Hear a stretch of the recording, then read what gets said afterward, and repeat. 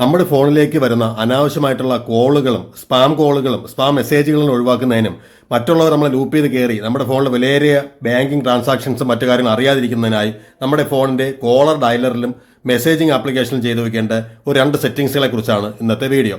ഇത് ചെയ്യുന്നതിനായി നമ്മൾ ചെയ്യേണ്ടത് നമ്മളുടെ ഡയലർ ആ ആപ്പിലോ നമ്മളൊന്ന് ക്ലിക്ക് ചെയ്യുക. അതിനുശേഷം അതിനകത്തുനിന്ന് 3 ഡോട്ട്സിൽ നിന്ന് ക്ലിക്ക് ചെയ്തതിനു ശേഷം അതിൻ്റെ സെറ്റിംഗ്സിലാക്കി പോയി കഴിഞ്ഞാൽ ഇവിടെ caller ID and spam protection എന്നൊരു ഓപ്ഷൻ ഉണ്ടാവും. നമ്മൾ ഇവിടെ നിന്ന് ക്ലിക്ക് ചെയ്ത് കൊടുക്കുക. ഇങ്ങനെ ക്ലിക്ക് ചെയ്ത സമയത്തായി ഇവിടെയായി caller ID and spam protection എന്നുള്ള ഓപ്ഷൻ ഉണ്ടാവും. ഇത് നിങ്ങൾ ഇവിടെ ഈ ഒരു ഓപ്ഷൻ ഇവിടെ നിങ്ങൾ എനേബിൾ ചെയ്യണം. ഇതിപ്പോൾ ഓഫായാണ് കിടക്കണമെങ്കിൽ ഇതിന് നിങ്ങൾ ഓൺ ചെയ്ത് കൊടുക്കണം. ഇത് നമ്മളിവിടെ ഓൺ ചെയ്യുക. ഓൺ ചെയ്തതിന് കൂടെ തന്നെ നിങ്ങൾക്ക് വേണമെങ്കിൽ തൊട്ട് താഴെയായി block spam and scan calls എന്നുള്ള തൊട്ട് താഴെയായി കാണുന്ന ഈ ഒരു ഓപ്ഷൻ കൂടി നിങ്ങൾ എനേബിൾ ചെയ്ത് കൊടുക്കുക.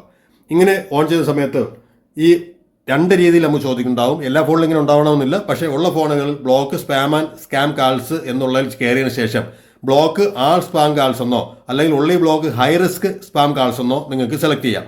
ഞാനിവിടെ ഉള്ളി കോൾസ് ഫ്രം ഹൈ റിസ്ക് എന്നുള്ളതാണ് ഇവിടെ സെലക്ട് ചെയ്തിരിക്കുന്നത്. അപ്പോൾ ഇതുപോലെ നിങ്ങൾ സെലക്ട് ചെയ്ത് കൊടുക്കുക. ഇങ്ങനെ ചെയ്യുന്നതിൽ കൂടി ഒരു പരിധി വരെ അനാവശ്യമായിട്ടുള്ള കോൾസും മറ്റും നമുക്ക് ഒഴിവാക്കുന്നതിനായി സാധിക്കുന്നതാണ്.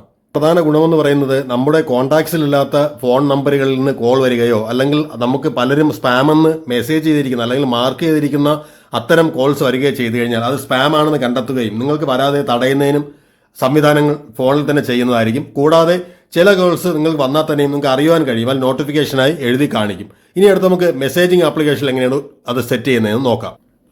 മെസ്സേജിംഗ് ആപ്ലിക്കേഷനിൽ ഈ സെറ്റിംഗ്സിൽ ചെയ്യുന്നതിനായി നിങ്ങളുടെ മെസ്സേജിംഗ് ആപ്ലിക്കേഷൻ നിങ്ങളൊന്ന് ഓപ്പൺ ചെയ്യുക.